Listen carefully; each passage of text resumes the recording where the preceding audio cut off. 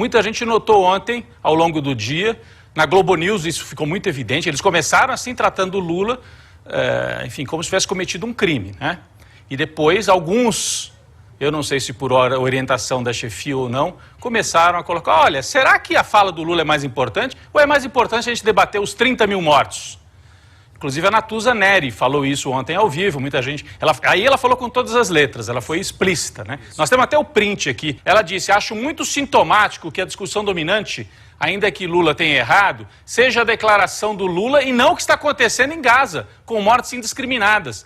O avanço sobre Rafah e relatos terríveis, horríveis. De fato, a declaração do Lula balançou o noticiário com a reação de Israel. Mas o ponto central é o sofrimento da população civil, disse a Natuza Neri. Então, parece que alguma coisa se moveu. E não foi só ela, viu? Outros, é que ela foi mais enfática, até porque acho que ela tem um histórico realmente de falar as coisas com um pouco mais de clareza, né, Demorino?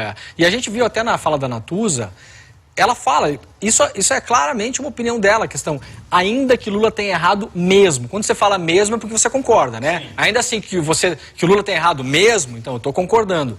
Gente, tudo bem a Natuza ter essa opinião. Não é isso que está em debate, Rodrigo, desde o começo.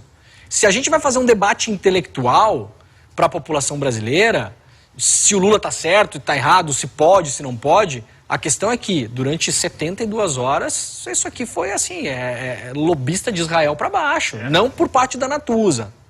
Diga-se, aliás, porque ela não estava no plantão no domingo quando começou esse enviesamento. E a gente vê muito que quando começa errado, né, Rodrigo, é difícil você corrigir rápido, né, cara?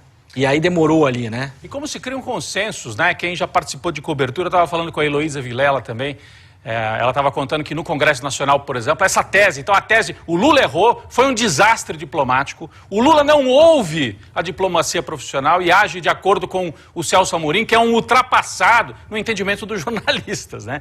Eles preferem ouvir a turma da época do Fernando Henrique e tal, tudo bem, tem que ouvir todo mundo. Agora, cria-se um consenso e depois que avança nesse consenso, não tem mais retorno. Mas por que eles começaram a retornar, no meu entendimento? E não foi só a Globo.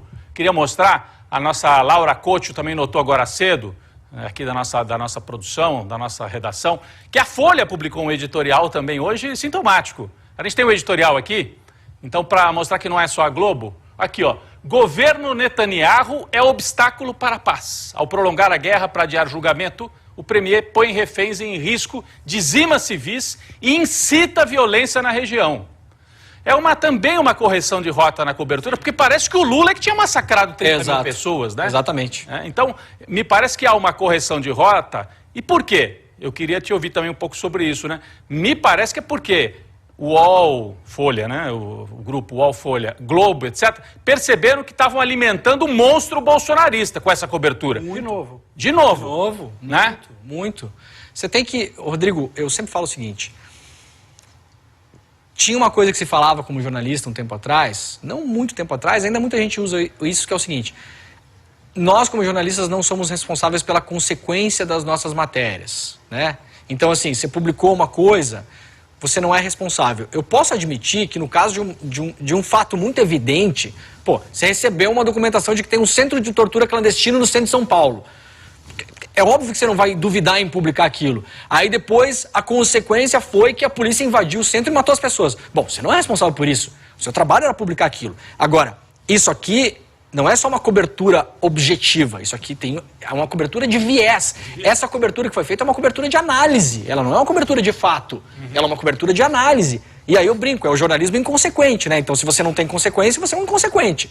Então houve uma consequência, a consequência foi essa, e aquilo que eu sempre me pergunto, no moinho de quem que eu estou jogando essa água?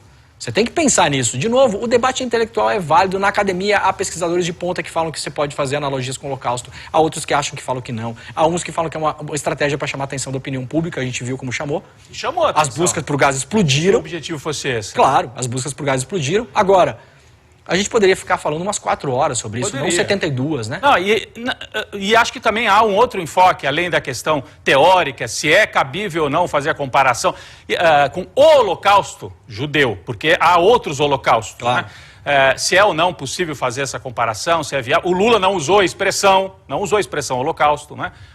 Tudo isso está em debate. Há também o debate político. Será que o Lula ganhou com isso politicamente aqui dentro?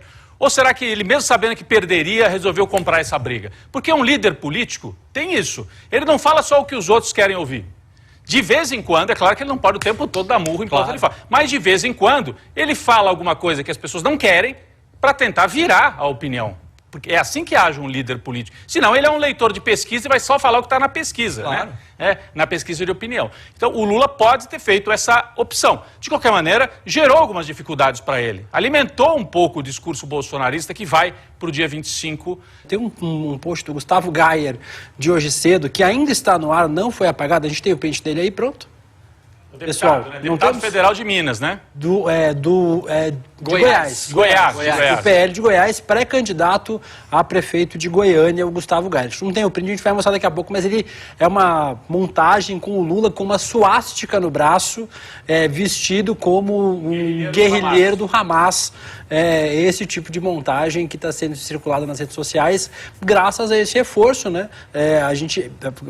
Várias pessoas dizendo... Aqui, ó. Ah, é o post aí, ó. Esse é o post que mostra o Lula como um guerrilheiro do Hamas, com uma suástica no rosto e no braço, um absurdo completo, um descalabro, e as pessoas falando, mas o que vai acontecer? O que vai acontecer em relação a isso? Gente, a Carla Zambelli andou com uma arma atrás de um homem negro na Avenida Paulista um dia antes da eleição.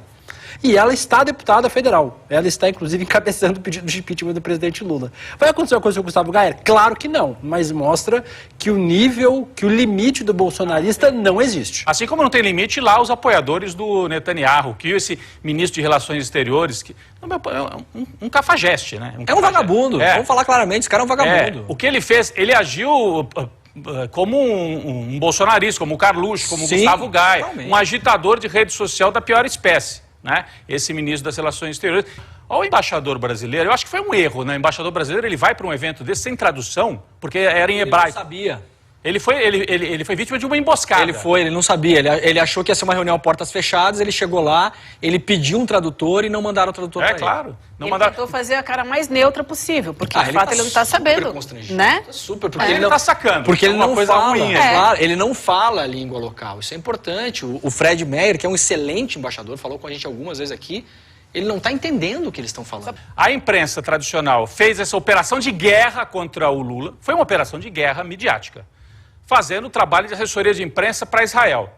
Só que ela não fez o trabalho para assessoria de imprensa de Israel apenas, ela fez o trabalho de assessoria de imprensa para a extrema-direita brasileira e israelense, né? E a gente viu aqui essa postagem do Gayer e a postagem terrível também de um cartunista, não sei se ele existe, foi feito com inteligência artificial, um sujeito lá de Israel, que fez uma postagem, o Lula, aqui ó, como um macaco. Né? E foi repostada por quem? Pelo Nicolas Ferreira. Isso é desse Majbur. Não sei nem se existe esse Majbur. Se é um nome fictício. Existe. Eu fiz uma busca, tem LinkedIn e tudo. Jonathan Malbur. Não, eu sei, eu também fiz. E fui lá, ele tem conta no Instagram, tem LinkedIn, etc. Mas usa uma foto meio genérica ali. Pode ser também um nome fictício, um LinkedIn fictício. Uma operação de guerra, porque Israel está fazendo uma operação de guerra total. É guerra em Gaza, guerra de comunicação. E o Lula, a gente fala tanto do Vini Júnior, né? E tem que falar bastante mesmo. Ofendido seguidamente pela torcida lá na Espanha e em outras partes da Europa. E o Lula sofreu o mesmo tipo de ataque, né? Então, ele escreveu Monkey Speech. É um discurso de um macaco, o que o Lula fez. Então, é o tipo de gente que está lá sendo alimentada por essa cobertura que partiu aqui da imprensa tradicional brasileira, que se diz liberal e profissional. Eu até falava ontem, tem dois colegas nossos que postaram a mentira de que o Lula negou o Holocausto. Assim, Israel diz que Lula é um negador... Negacionista. É um negacionista do Holocausto, o que é mentira. Você pode discutir aquilo que o Demori falava. Você pode discutir, ele fez certo ao fazer a comparação ou não?